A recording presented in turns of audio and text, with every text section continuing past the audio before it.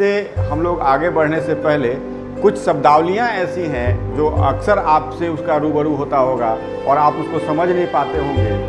थोड़ा सा इससे हट करके, क्योंकि जब हम ये बताएंगे कॉन्स्टिट्यूशन आगे हम लोग बात करेंगे तो उस दौरान ऐसे ऐसे शब्दावलियाँ आएंगी, हो सकता है कि हम लोग उस समय बता पाएँ या नहीं बता पाएँ और लिंक आएगा कि नहीं। तो अक्सर आप सुनते होंगे पूंजीवाद, ठीक है, क्या है, कैपिटलिज्म। उसके बाद सुनते होंगे समाजवाद, क्या, सोशलिज्म। उसके बाद आप सुनते होंगे साम्यवाद, क्या है, कम्युनलिज्म। क्या है, अब जब आप कोई भी सब्जेक्ट पढ़ेंगे, जब हायर लेवल पे पढ़ेंगे, इवन दो कि हिंदी साहित्य भी पढ़ेंगे, तो वहाँ भी इन शब्दों से आपको पाला पड़ेगा। जब जीएस लिखेंगे उनसे भी इन शब्दों का पाला पड़ेगा। इकोनॉमिक्स जब पढ़ेंगे उसमें भी इन सारे शब्दों का पाला पड़ेगा। तो मुझे लगता है कि इसको हम लोग एक बार समझ लेते हैं कि ये होता क्या है, ठीक है। इसको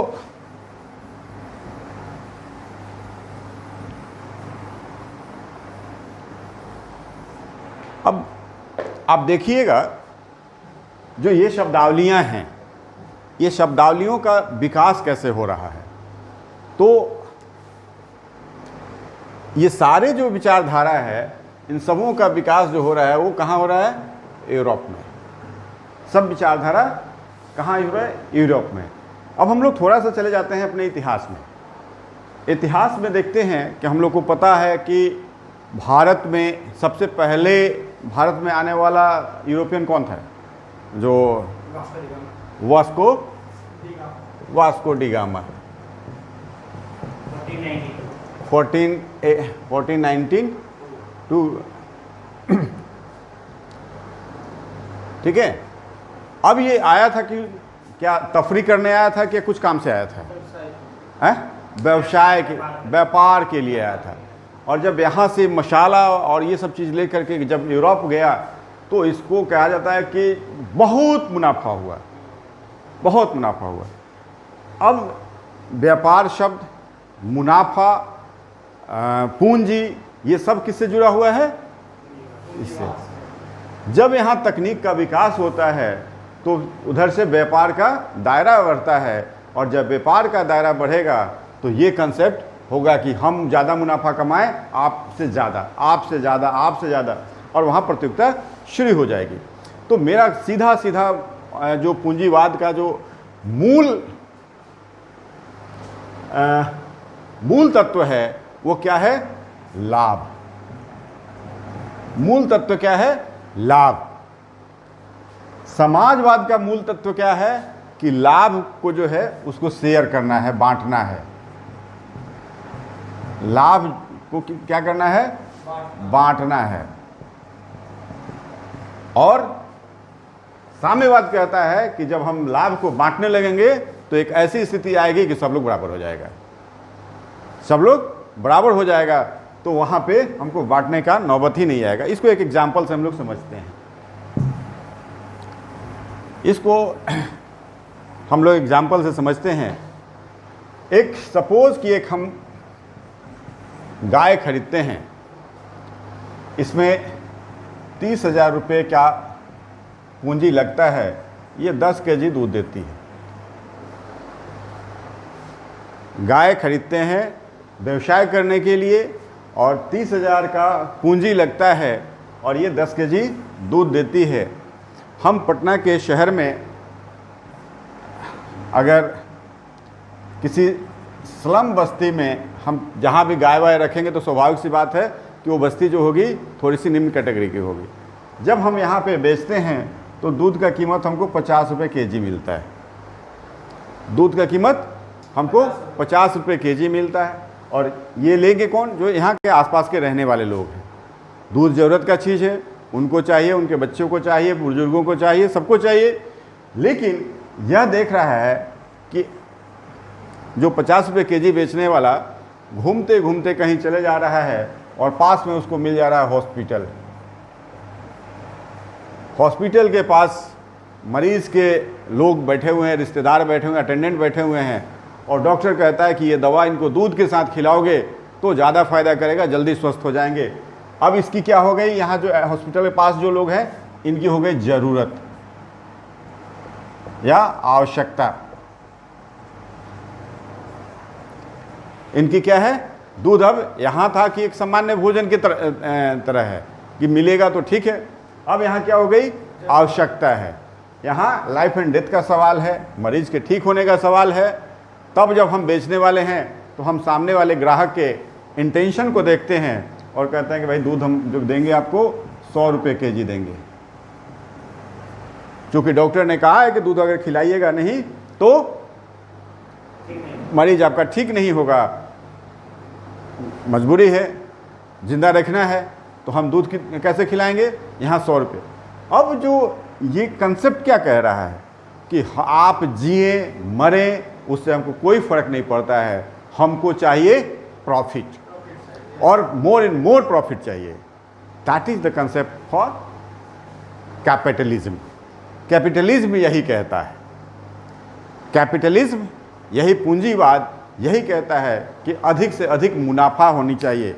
अब जब आप इस चीज़ को भारत की अर्थव्यवस्था पढ़ेंगे, समाज व्यवस्था पढ़ेंगे या अन्य अभी की चीज़ें देखेंगे तो आपको समझ में आएगा कि जो पूंजीवादी व्यवस्था है वो किस तरह का व्यवस्था वहाँ पे हुई। अब ये चीज़ें यूरोप में मैंने देखा ना अभी कि वास्को डी गामा जब आया तो यहाँ से बहुत एक तकनीक का विकास होता है, नाव का विकास हो जाता है, तकनीक से सपोर्ट मिलता है, दूरबीन का विकास हो जाता है, इससे उनको सपोर्ट मिल जाता है। अब ये तकनीकी विकास को लेकर ये अलग अलग राज्यों में, अलग अलग देशों में चले जाते हैं व्यापार करने, और व्यापार के जरिए वहाँ धीरे धीरे अपना जगह बनाना शुरू करते हैं, और उसी में व्यापार के क्रम में बहुत बहुत मुनाफा कमाते हैं। पूंजीवाद समझ में आया, कैपिटलिज्म क्या है। अब इसी को देखते हैं,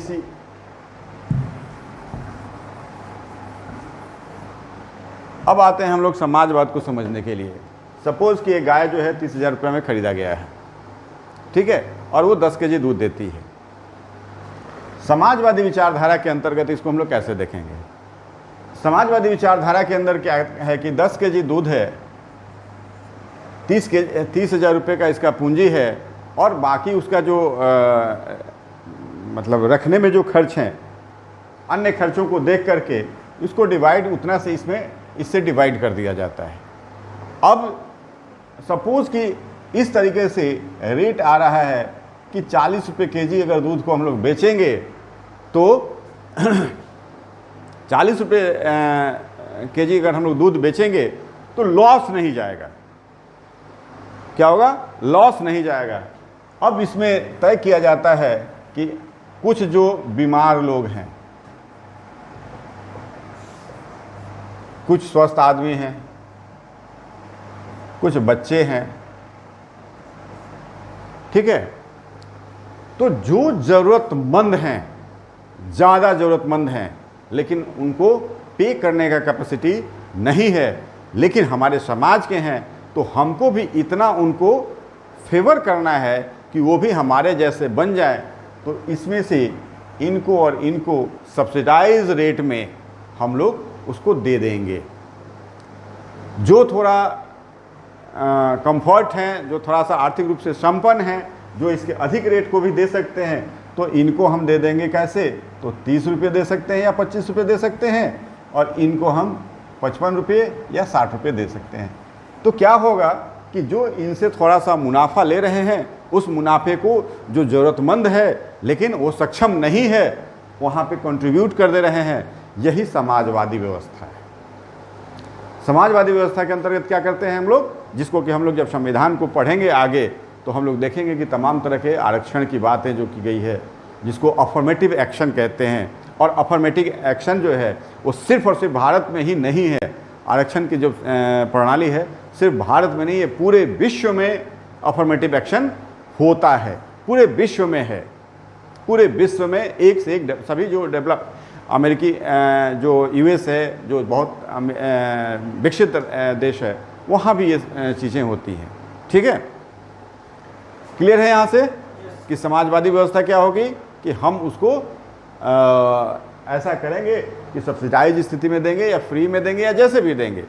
अब क्या होगा कि ये जो बीमार आदमी को अगर भरपेट खाना मिलने लगे, बढ़िया सा खाना मिलने लगे, दवा मिलने लगे, तो ये माना जाता है कि वो स्वस्थ हो जाएगा, वो स्वस्थ हो जाएगा। तो जो सोसाइटी का जो सबसे कमज़ोर तबका था उसको हम लोगों ने थोड़ा सा सपोर्ट कर दिया, और उस सपोर्ट को करने से क्या होगा कि वो स्वस्थ होने लगेगा।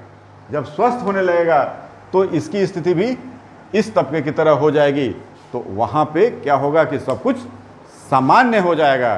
तो वहाँ हमको डिफ्रेंशिएशन करने की ज़रूरत ही नहीं पड़ेगी, एक दूसरे में भेदभाव करने की जरूरत, सब कुछ इक्वल हो जाएगा वहाँ। इसी स्टेट को मार्क्स का जो थियरी कहता है स्टेटलेस सोसाइटी की ज़रूरत पड़ेगी, सब लोग इक्वल हो जाएंगे वहाँ पे, राइट। ठीक है चलिए, तो अभी